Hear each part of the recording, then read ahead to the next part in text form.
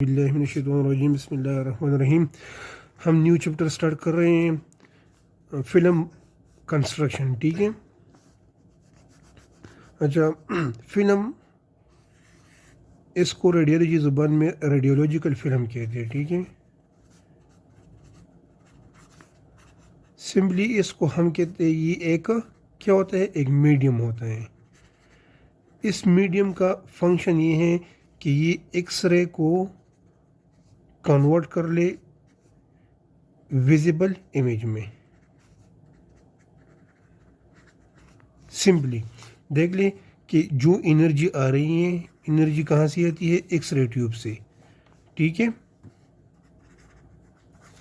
X ray tube से energy आती है, वो पेशेंट से पास होते हैं फिर एनर्जी, और फाइनली एक मीडियम के ऊपर पड़ती है। और इसी मीडियम, इसका फंक्शन क्या है, to convert this energy into image. ठीक है। तो इस मीडियम का नाम क्या है, रेडियोग्राफिक फिल्म। फिल्म को मैं आप लोगों को एक डायग्राम दिखाता हूँ, सिंपल, जिसको हम सिंपल एक्सरे कहते हैं। ठीक है। देख लें, ये जो आप लोगों को एक्सरे नज़र आ रहे हैं, ठीक है, ये इमेज जिस फिल्म में होता है, जिस मीडियम में होता है, इसको कहते हैं रेडियोग्राफिक फिल्म। ठीक है। देख लें, डिफरेंट रीजन्स की ये एक्सरेस है। ठीक है। ये इमेज का मतलब किस में शो हो रहा है, ये एक मीडियम के अंदर शो हो रहा है, हार्ड फॉर्म में। इसी तरह एक फिल्म होता है, एक मीडियम होता है। ठीक है। और इसमें ये सारे जो रीजन्स दिए हुए देख ले, ये सारे शो होते हैं। ठीक है। तो ये वो मीडियम है जो मैंने आप लोगों को यहाँ पर गूगल में मैंने आप लोगों को दिखाया। ये जो दो इमेजेस शो हो रहे हैं, ये इसी मीडियम के अंदर शो हो रहे हैं। इसको कहते हैं रेडियोग्राफिक फिल्म। ठीक है। तो अब फिल्म का क्या कंस्ट्रक्शन है, मींस कि इसके अंदर कौन कौन सी मटेरियल यूज़ हुई है, ये आज का टॉपिक है और ये हम पढ़ेंगे। ठीक है। ये पूरा चैप्टर है, इसको हम डिटेल से पढ़ेंगे, क्या आया इसमें कौन कौन सी मटेरियल यूज़ हुई है। फिल्म की समझ आई होगी। देख ले, जिस मीडियम में हम इमेज को रीड करते हैं, इसको सिंपली रेडियोग्राफिक फिल्म कहते हैं। ठीक है।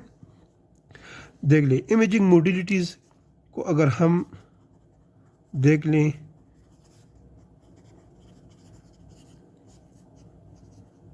इसमें सिंपल एक्सरेज आते हैं। ठीक है। फ्लोरोस्कोपी, सीटी स्कैन, एमआरआई, ये सारी इमेजिंग मोडिलिटीज़ है। ठीक है। And so on. अगर इसमें हम देख ले इसमें भी एक्सरे ट्यूब यूज़ होता है एक्सरे प्रोडक्शन के लिए। इसमें भी ट्यूब यूज़ होता है और इसमें भी ट्यूब यूज़ होता है। ठीक है। देखनी, एक्सरे ट्यूब से एक्सरेज निकलते हैं सिंपल एक्सरे में। ठीक है। फ्लोरोस्कोपी का जो ट्यूब है, ऐसी भी एक्सरेज निकलते हैं। सीटी स्कैन का जो ट्यूब है, ऐसी भी एक्सरेज निकलते हैं। ठीक है। देख लीजिए, अलग अलग मोडिलिटीज़ हैं। अब यहाँ पर क्या है, यहाँ पर पेशेंट लेटा हुआ है। ठीक है। फॉर एग्जांपल यहाँ पर भी पेशेंट है। ठीक है। देख लें, रिजल्टेंट क्या होता है कि इससे यहाँ पर एटीन्यूएशन हो जाती है। एटीन्यूएशन मीन्स कि कुछ रेज पेशेंट के अंदर एब्जर्व हो जाते हैं और रिमेनिंग रेज जो है पेशेंट के बाद आ जाती हैं। ये स्टेप वाइज है। इसके बाद कौन सा स्टेप होगा, इसके बाद ये स्टेप है कि ये एनर्जी जो है इससे इमेज बन जाए। तो यहाँ पर एक मीडियम होता है, यहाँ पर भी एक मीडियम होता है, यहाँ पर भी एक मीडियम होता है। इस मीडियम का फंक्शन क्या है कि पेशेंट के बाद जो एनर्जी एक्सरेस की शेप में आ रहे हैं, इसको कन्वर्ट कर ले इमेज में। यहाँ पर भी इंफॉर्मेशन आ रही है, ये इंफॉर्मेटिव एक्सरेज है। ये सारी क्या है, image forming X-ray, informative X-rays. Means कि इस रेस के पास इसी पेशेंट का जो रीजन हमने एग्जामिन कर रहे हैं, ये वाला इंफॉर्मेशन इसी रेस के पास है। ठीक है। लेकिन ये सिंपल रेडियोग्राफ है, ये फ्लोरोस्कोपी मोडिलिटी है, ये सीटी स्कैन मोडिलिटी है। ठीक है। इसके नीचे भी एक मीडियम रखा हुआ है, इसके नीचे भी एक मीडियम रखा हुआ है, इसके नीचे भी एक मीडियम रखा हुआ है। ठीक है, फ्लोरोस्कोपी आप लोगों ने डिटेल में पढ़ा हुआ है कि अगर ये फ्लोरोस्कोपी कन्वेंशनल है तो यहाँ पर इमेज इंटेंसिफायर ट्यूब लगा हुआ होगा, ये मीडियम। ठीक है, सीटी स्कैन में ये मीडियम, इसको कहते हैं डिटेक्टर, ये इसका नाम है। ठीक है, लेकिन जो सिंपल रेडियोग्राफ है यहाँ पर क्या लगा हुआ होता है, यहाँ पर रेडियोग्राफिक फिल्म ये लगा हुआ होता है। तो ये क्या है, ये एक मीडियम है जो इसी इंफॉर्मेशन को कन्वर्ट करते हैं इमेज में। ठीक है, तो ये वाला टॉपिक हम पढ़ेंगे कि आया इसका क्या कंस्ट्रक्शन है, कंस्ट्रक्शन इसका क्या है। ठीक है, अच्छा, मैंने आप लोगों को बताया कि रेडियोग्राफिक फिल्म क्या है, जो हम हार्ड फॉर्म में देखते हैं कि आया फॉर एग्जांपल एक पेशेंट का चेस्ट एक्सरे हो जाता है, ठीक है, या हैंड का एक्सरे हो जाता है, तो इसी को हम मतलब लाइट में स्टडी करते हैं कि आया फ्रैक्चर कहाँ पे हुआ है या कोलेप्स आया हुआ है किस रीजन में। ठीक है, तो उसी हार्ड फॉर्म का जो हमारे पास कापी आती है, इसको रेडियोग्राफिक फिल्म कहते हैं। ठीक है, अगर इसका कंस्ट्रक्शन हम इस पर गौर कर लें, इसमें मटेरियल देख लें, तो इसमें इसी तरह एक स्ट्रक्चर होता है। ठीक है, और इसी स्ट्रक्चर के साथ साथ ये मेन स्ट्रक्चर है। ठीक है, इसके साथ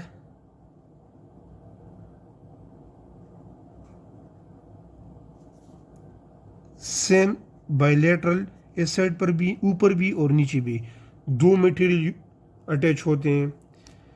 ये मेन स्ट्रक्चर है, ये ब्लैक मैंने जो ड्रा कर लिया। ठीक है, और ये इसके साथ दूसरा स्ट्रक्चर है। ठीक है, तो एक दो तीन स्ट्रक्चर हो गए। ठीक है, अब देख लें, ये सेपरेट स्ट्रक्चर है 2 नंबर वाला, और 1 और 3 ये सेपरेट स्ट्रक्चर है। ठीक है, इसके दरमियान कनेक्टिंग पॉइंट है, ये इसके दरमियान क्या है, कनेक्टिंग पॉइंट। साथ साथ में मैं आप लोगों को नाम्स भी लिखता जाता हूँ। ये जो मेन है इसको कहते हैं बेस, ये फिल्म का बेस है। ठीक है, ऊपर जो ये है इसको कहते हैं इमल्जन, ये बहुत इंपॉर्टेंट चीज़ है। ठीक है, ऊपर भी इमल्जन है और नीचे भी इमल्जन है। बेस के साथ क्या अटैच है, ऊपर भी इमल्जन अटैच होता है और नीचे भी इमल्जन अटैच होता है। अब देख लें, इमल्जन और बेस के दरमियान ये कनेक्टिंग पॉइंट है। ठीक है, अब अगर आप लोगों से कोई पूछ ले कि बेस और इमल्जन ऊपर और नीचे ये एक दूसरे के साथ कनेक्टेड है किसके थ्रू, तो ये जो कनेक्टिंग पॉइंट है इसको कहते हैं एडहेसिव लेयर, एडहेसिव लेयर इसको कहते हैं। देख लें, एक दफ़ा फिर रिपीट कर रहा हूँ, देख लें कि सबसे आउटरमोस्ट, अगर माइक्रोस्कोपिकली हम फिल्म को रीड कर ले तो आउटरमोस्ट लेयर होता है। ठीक है, इसको कहते हैं इमल्जन। ठीक है, इमल्जन के बाद एक लेयर आ जाती है कि वो अटैचमेंट प्रोवाइड कर ले।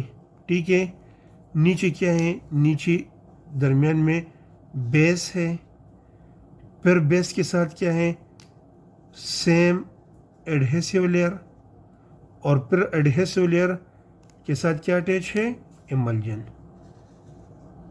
ठीक है, अगर फिल्म को हम माइक्रोस्कोपिकली रीड कर ले तो फिल्म के अंदर ये सारे स्ट्रक्चर हमें नज़र आएंगे, इमल्जन, बेस, इमल्जन। ठीक है, अब देख ले, इमल्जन जो है इसमें ये इम्पोर्टेंट स्ट्रक्चर है जो ऊपर है और नीचे। ठीक है, जो एक्सरेज आते हैं वो इनिशियली इमल्जन के ऊपर स्ट्राइक करता है, या आप लोगों ने मान में ये रखना है कि एक्सरे जब इमेज में कन्वर्ट होता है, एक्सरे जब इमेज में कन्वर्ट होता है तो ये कन्वर्जन कहाँ पे होता है, ये इमल्जन के अंदर होता है। चाहे वो ऊपर हो या नीचे। ठीक है, बायलेटरल साइड पे जो इमल्जन है तो इमेज यहाँ पर बनती है, बेस में नहीं। ये बहुत इंपॉर्टेंट पॉइंट है, ये माइंड में रख लें कि एक्सरे जब इमेज में कन्वर्ट होता है तो ये कहाँ पे कन्वर्ट होगा, ये इमल्जन पार्ट में कन्वर्ट होगा, यहाँ पर, बेस में नहीं। ठीक है,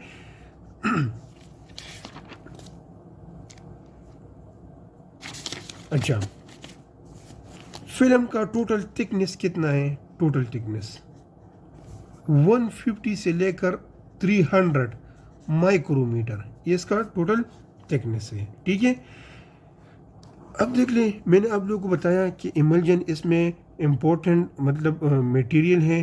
क्यों इम्पोर्टेंट है? क्योंकि एक्सरे जो है वो इमेज में कन्वर्ट यहाँ पर होता है। ठीक है, तो इसके ऊपर एक स्मॉल थिन सा कोटिंग होता है, स्मॉल सा थिन सा कोटिंग होता है, ताकि ये मटेरियल ख़राब ना हो जाए।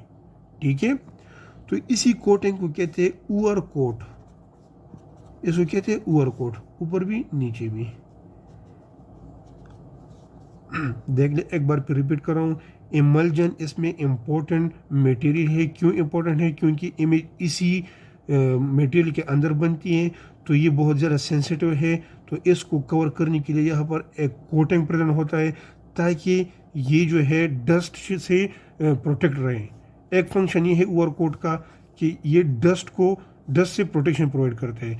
सेकंड फंक्शन ये है कि स्क्रैच, फिल्म के ऊपर जो स्क्रैच आती है तो वो मतलब ये स्क्रैचलेस है, इसकी वजह से फिर फिल्म के ऊपर स्क्रैचेस नहीं आएगी।